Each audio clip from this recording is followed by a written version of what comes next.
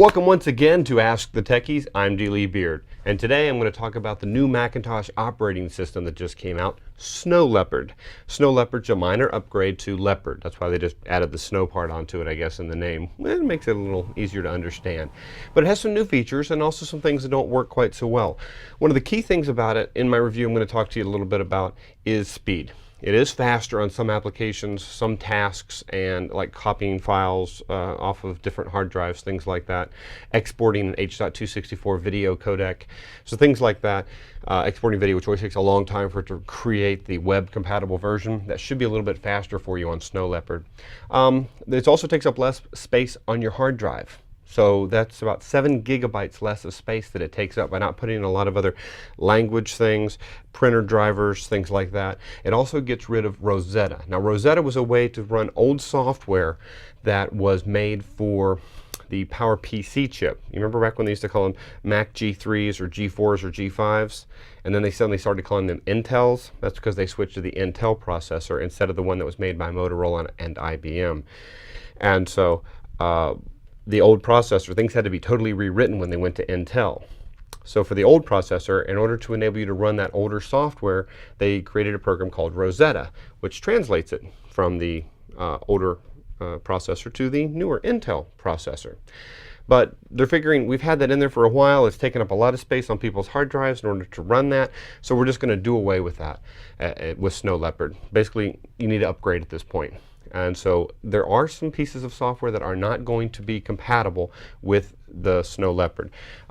However, they do give you an option. If you do have a piece of software on your computer, if you upgrade, you install the new upgrade for the Mac OS, it does give you an option to install Rosetta when you do the install, if you do the customize. And if you don't, if you double click on an application that is meant to run in Rosetta, you do have the choice to install Rosetta. It will prompt you to do that.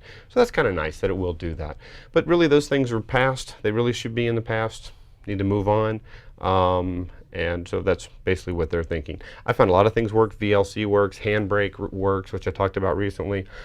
Microsoft Office works. Oh boy, just about everything works. There's some new versions of the software and new features that are in there. I think it's a pretty good, worthwhile upgrade. It's only 29 bucks, which is not bad for some of the stuff that you do get. When you get freed up, one of the key things is 7 gigabytes free of space. I mentioned that a second ago. And that's really nice that it frees up more of your hard drive space, particularly on laptops where you need the space, particularly when you're trying to save a lot of Ask the Techies episodes. That's going to allow you to save, oh my gosh, how many? 4 times 28 more episodes of Ask the Techies on your hard drive. Easily, easily, even if we go really long on an episode. All right, hopefully I'll make this quick and brief. One of the first things you may or may not notice when you go in here is the icons have changed. I want to point that out real quick when you double click on it. And if you go to something like your pictures file, you see your pictures in there, right? Well, one of the things you can do is they give you a little slider bar to increase how big you want your icons to be. So when I click on that and I slide it to the left, they get smaller. It allows me to see more images at a glance. Or I can also come over here and click on it and zoom in on it. And I can slide it over and they get bigger and bigger and bigger to the point to where they're 512 pixels wide, which is pretty darn amazing if you wanted to just preview a document real quick just to see which one is the picture that you're looking for. That can be kind of handy. Now, so you can adjust it to whatever way you want, really simpler. You used to have to go up to like I think the view menu to change it, but now you just slide that little bar and make them as big as you want for each window that you want. If I click over to movies, I can do the same thing. I can click on it here, and like I say, I have a Techies video. In fact, it even gives me a little play button where I can hit the play button and I can watch it right there.